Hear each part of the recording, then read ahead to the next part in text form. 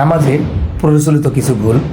আমরা যখন নামাজ পড়তে মসজিদে যাই, যখন দেখি যে রুকু শেষ, সকলে সিজদা যাচ্ছে, আমরা তখন কি করি? দাঁড়ায় থাকি, নামাজে যাই না, যখন দাঁড়ায় থাকি। যখন তারা সিজদা থেকে ওঠে, তারপরে যে আমরা নামাজে যুক্ত হই, এটা আসলে আমাদের ভুল ধারণা, ভুল। নামাজ আমি যেখান থেকে নামাজ আমরা পাবো সেখান থেকে নামাজ শুরু করতে হবে। হ্যাঁ, রুকু পাইনি, আমরা ওই রাকাতটা পরে আদায় করে নিব, নামাজ শেষে আদায় করে নিব। কিন্তু নিয়ম হচ্ছে যখনই যেভাবে যে অবস্থায় নামাজ পাবো সেই অবস্থায় নামাজ পড়তে হবে।